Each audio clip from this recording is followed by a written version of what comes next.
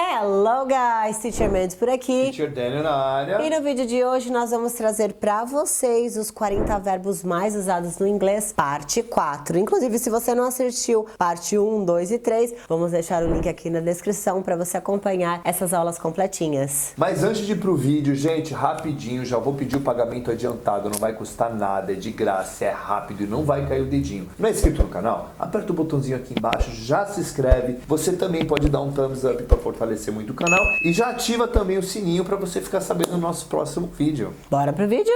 Let's jump right in! E no nosso primeiro verbo de hoje, você vai levar 2 em 1. Eu vou trazer para vocês aqui a diferença do verbo listen pro verbo hear. Dani, a gente tá gravando. Dani, can you hear me? Você tá me ouvindo? Oi, desculpa. Dani, listen to me. Ok. Então, já aproveitando esse exemplo, um exemplo real, nós vamos trazer para vocês a diferença desses dois verbos, que tem muita gente ainda que confunde. Só para você entender a conjugação, esse é um verbo irregular, no presente hear, no passado heard. Simples desse jeito. Muito bem, e agora, entendendo a diferença do hear e do listen. Do jeitinho que vocês viram aqui no exemplo, o que aconteceu? Ela estava falando comigo e eu não estava ouvindo, eu não estava escutando o som da voz dela. Ela falou, can you hear me? Aí eu falei, não, desculpa. E na sequência ela falou, listen to me. O que é isso? Presta atenção, dá 100% de foco no que eu vou falar. É quando ela está pedindo atenção para a fala dela. Eu vou ter que prestar atenção no que ela está falando. Não só escutar o som, mas entender e prestar 100% de foco. Ok? Então essa já é uma mensagem para vocês. Listen to me. Prestem atenção aqui na gente nesse vídeo e tudo que a gente vai trazer para vocês. E o nosso próximo verbo de hoje é o verbo que traz o sentido de manter ou continuar. Para nós brasileiros é mais confortável, né, a gente usar o verbo continue, que é um verbo muito parecido, até a escrita dele é muito parecida com o continuar do nosso português. Então o brasileiro tende a preferir usar esse verbo. Porém, o keep é muito mais usado pelos nativos. Então, se a gente quer falar o inglês falado pelos nativos, sugiro que a gente comece a praticar aquilo que a gente vai mais ouvir. E olha só, vou trazer aqui para vocês mais uma vez, mais uma prova de que estamos imersos em uma cultura americana. Eu tenho certeza que, independente se você já estudou inglês ou não, quem nunca viu aquelas mensagens, as camisetinhas escrito keep calm, fique calmo, mantenha-se calmo, ok? E aí eu vou aproveitar agora para apresentar para você a conjugação desse verbo, que é um verbo irregular também. Então no presente ele fica que e no passado ele fica kept, ok? Então se eu quisesse dizer assim, no sentido, vamos pensar no meio corporativo, e aí eu tenho um funcionário lá super aplicado, que está super se dedicando, e eu quero dizer assim para ele, ó, continua firme nesse trabalho aí, fica firme, segue firme. Tá fazendo tudo direitinho, continua assim do jeito que você tá. Para essa situação, in English, you're going to say, keep up the good work. Keep up the good work. Que traz exatamente esse sentido de continua, mantenha-se firme nesse trabalho que você está fazendo. Aliás, não só no corporativo, né? Imagina que eu sou um marido muito aplicado, estou trabalhando direitinho em casa, fazendo tudo que a patroa pede. Ela pode também falar a mesma coisa. Keep up the good work. E o nosso próximo verbo de hoje, olha só que engraçado, ele é um verbo irregular, mas graças a Deus, ele no presente é uma coisa e no passado também, que é o verbo let. Presente let, passado let, que traz sentido de deixar. Permissão, é deixar no sentido de permissão. Eu deixo você fazer, eu permito que você faça. E como a Elsa dizia, let it go, no sentido de, deixa pra lá, mas no sentido de permissão. Não esquenta, deixa isso aí pra ir, permita que os problemas não te façam nenhum tipo de mal. Um outro exemplo também, para vocês entenderem como trazer isso para a realidade de vocês, imagina que o Dani tá lá na cozinha, e gente, já vou contar um segredo aqui para vocês, ó, uma negação na cozinha, tá esforçadinho, sabe? Mas é uma negação. E aí se eu quiser chegar lá na cozinha, ver ele, né, todo empenhado, fazendo as coisas, Dani, deixa eu te ajudar, let me help you, deixa eu te ajudar, ok? Essa é uma outra forma que também que você pode usar. Ou de repente a Amanda, né, como ela costuma falar bastante, né, ela faz muitas perguntas e coloca uma pergunta em cima da outra e não dá tempo nem de eu responder a primeira. Aí nesse momento eu posso falar, Amanda, let me think, deixa eu pensar. Não respondi nem a primeira ainda, já tá vindo com um monte de outras Você perguntas. que é mulher, sabe como a coisa funciona? A nossa cabeça é cheia de informação, a gente precisa colocar isso pra fora. Já tá fazendo mais pergunta, não conseguiu nem responder. Só querem a pergunta, não querem as respostas. Impressionante. E é claro que a gente também pode usar para esse sentido de vamos para algum lugar. Let's go to a party, por exemplo. Vamos para festa. Aí a gente quer deixar um detalhe aqui muito importante para vocês, que esse é um errinho ainda muito cometido por alunos brasileiros. Aliás, esse tá no top 20 dos erros mais famosos dos brasileiros ao falar inglês. Que é fazer perguntas com o verbo let. Tá? Então lembra disso. Let nós vamos usar nas afirmativas. Simplesmente, okay? eu tô afirmando. Por exemplo, se eu falar assim, let's go, vambora, eu só tô comunicando. Que nem aquele momento da cozinha, ela falou, let me help you. Ela tá oferecendo ajuda dela. Aí agora, por exemplo, ela faz um monte de pergunta e eu disse, deixa eu pensar, let me think. Então, todas essas aqui são afirmativas. Não são perguntas, não são convites. Ok? Então lembra disso. Para afirmativas, ok, você usar o let, mas para interrogativas, não. Ok? Teacher, e o que a gente usa pra fazer uma pergunta? Se você falar assim, vamos lá, bora? Para essa situação, você vai dizer shall we? Shall we? Simplesinho desse jeito. Shall we? Do jeitinho que vocês estão vendo aqui, que vai trazer esse sentido de bora, vamos, e é mas isso aí. no sentido de convite, agora sim uma pergunta.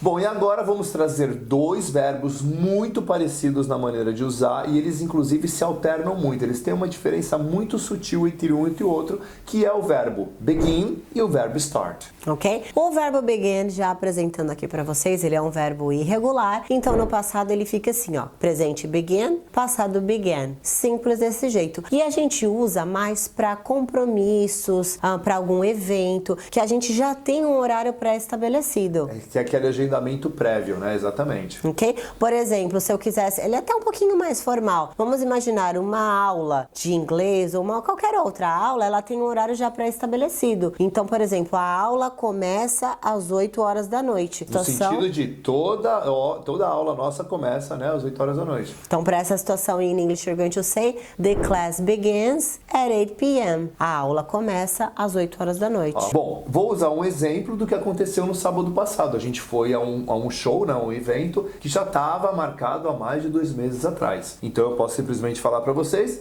the concert began at 8 p.m. So the concert began at 8 p.m. Que traz exatamente esse sentido de é algo que começa naquele horário, já está pré-estabelecido.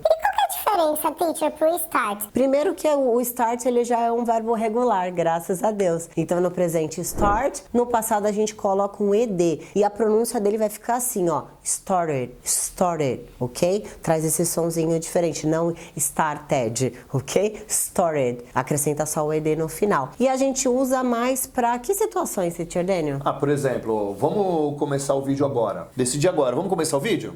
Ou, por exemplo, a gente tá aqui gravando e eu pensei assim, nossa, me deu uma fome, vamos começar a fazer comida? Não é algo programado, eu decidi fazer agora, vamos começar? Né? Lógico, gente. Como eu disse pra vocês, é uma diferença muito sutil. O begin é mais formal, ele é mais para evento, algo mais agendado, e o start é algo que você simplesmente vai falar. Vamos começar a reunião agora, já que tá todo mundo aqui? Can we start right now? Can we start right now? No sentido de vamos começar agora mesmo? Lógico que salvo as expressões, né, gente? Expressões idiomáticas aí, infelizmente ou felizmente, não tem uma explicação, tá? Você aceita que dói menos. É simples assim. Então, por exemplo, se eu quiser falar, vamos começar um negócio. In English, you're gonna say, let's start a business. Mas quando você vai começar um negócio não é planejado? Pois é, gente, mas essa é uma expressão e para as expressões não tem conversa, né? A gente só aceita que dói menos. E o nosso próximo verbo é o verbo help. Help me!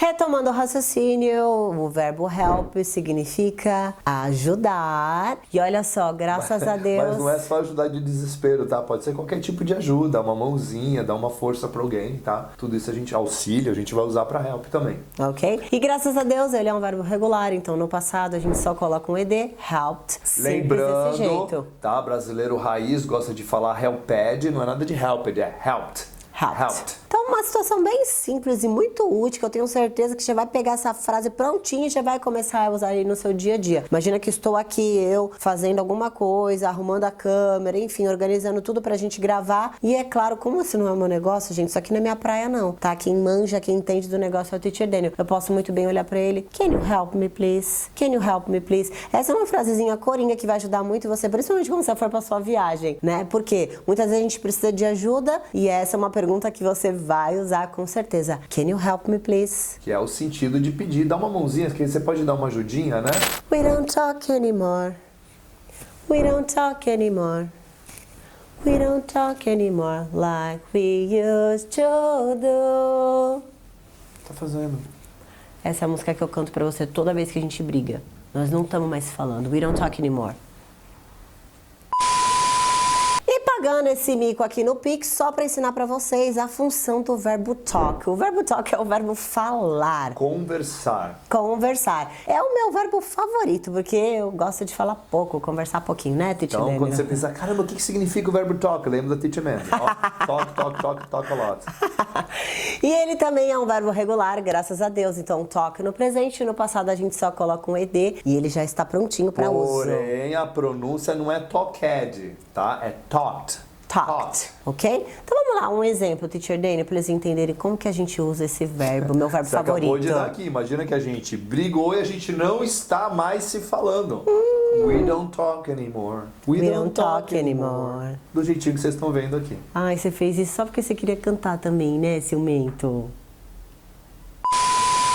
E o próximo verbo de hoje é um verbo regular também. E olha só, você que gosta de videogame, tenho certeza, mais do que absoluta, que você já viu esse verbo na sua vida, que é o verbo play. O verbo play significa jogar ou tocar também, instrumentos Então, musicais. Não só instrumentos musicais. Toda vez que você vai pedir para tocar, em português a gente fala assim, né? Você vai tocar algum eletrônico, por exemplo, você está assistindo a Netflix e você quer dar play. A gente nem usa em português, né? A gente usa play é uma palavra que a gente já adotou aqui no português. Então você quer tocar ou rodar um vídeo, um filme, um Aperta seriado. o play aí. Aperta o play aí. A gente já fala, né? Uma palavra que não é do português, a gente já roubou. Então você vai acionar, quer escutar uma música, aperta o play, né? Você quer jogar videogame, play videogame. Quer jogar algum esporte, play football, play basketball, play alguma coisa, tá? Ou qualquer instrumento também você vai usar play. Muito bem. Então vou trazer um exemplo real aqui para vocês. Quem conhece já os teachers, a gente faz um trabalho super legal na ONG Nova Dimensão, onde a gente leva a música para aqueles queridos que já fazem parte da nossa família. E o teacher dele, ele toca violão, gente, toda sexta-feira. Então, para essa situação, he plays the guitar every single Friday. Ele toca violão toda sexta-feira.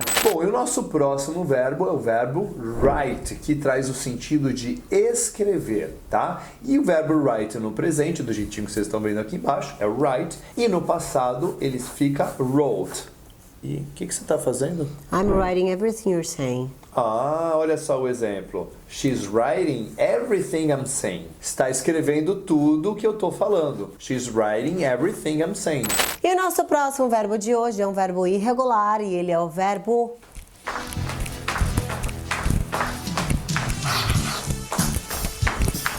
Tô chegando! Run! Então esse daqui, como vocês já perceberam, é o verbo run, que é o Aliás, verbo... eu espero que vocês tenham percebido também. Você acha que foi boa a interpretação?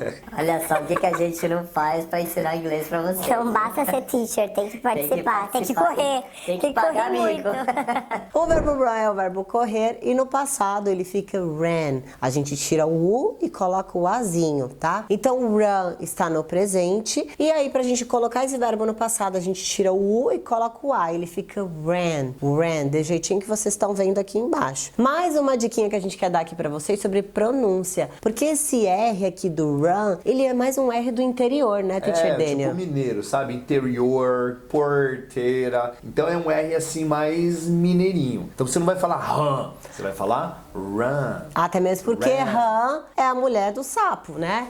Rã é a mulher do sapo. E aqui é o verbo correr. Ran. Run é o quê? A mulher do sapo. Eu, hein? Bom, e agora vamos aos exemplos, né? E aliás, exemplos que eu não vou deixar passar de jeito nenhum. Gente, imagina, como eu brinco muito com a Amanda. Em algum momento ela acreditou que ela conseguiria correr mais do que eu, mais rápido tu não do vai que eu. contar isso. Ah, gente, uma amiga, eu não ia esconder isso. Pô, a gente Eu não combina sentindo na sua nessa cabeça barra. que tu consegue correr mais que eu, não cheguei perto. Ah, eu achei que dava, né? Eu tava com bastante energia aquele dia. Eu não vou nem falar nada, mas foi engraçado. De qualquer maneira, eu posso simplesmente dizer that I run faster than Amanda. I run faster than Amanda. Tá feliz? Nossa, pronto. Agora o Brasil todo sabe que você corre mais que eu. Desculpa, todo mundo já sabia antes de eu falar. Eles só não sabiam que você achava que você corria mais do que eu. Esse é o mico. Correr mais do que você Me é normal. aguarde. Agora, você achar que corria mais Me que eu, aguarde. isso é... Bom, e o nosso próximo verbo é o verbo believe, que significa acreditar, e ele também traz o sentido assim, acredito porque a pessoa está falando a verdade, normalmente é honesta comigo, ou porque eu acredito no potencial, de um fator motivacional. Eu acredito que você consegue. Um ótimo exemplo também é quando eu falo assim, a gente, por exemplo, professores de inglês, e eu acredito que todo mundo que aprendeu a falar português é capaz de aprender qualquer idioma nesse planeta, desde que se dedique à atividade certa, à metodologia que vai dar esse resultado. Então, para essa situação, nós poderíamos dizer I believe in you, que traz o sentido de eu acredito em você. Nós acreditamos, we believe in you. Nós acreditamos em você, acreditamos no seu potencial, ok? E apresentando para você aqui esse verbo, no presente ele é believe, como ele é um verbo regular. No passado a gente só coloca um ed, believed, simples desse jeito. Ok? Agora vamos lá, um exemplo real que tem tudo a ver com o mico que eu paguei aqui, o Teacher Dani revelando tudo, que eu não corro nada, né? Eu acredito que eu consigo correr mais do que você. I believe I can run much more than you. Gente, esse negócio de crença é um negócio complicado, é melhor a gente nem ficar discutindo com crença, porque crença é um negócio complicado. Se eu acredito, eu posso. Eu não posso descredibilizar, né? Então bora lá. Agora a gente quer saber de você, quais desses verbos você já conhecia, quais foram novos, comenta aqui que a gente vai responder um por um. E se você tá aqui ainda não curtiu esse vídeo, pelo amor de Deus, você tá fazendo, já dá um thumbs up aqui pro Teacher, já se inscreve no canal, ativa as notificações e a gente vê você no próximo vídeo.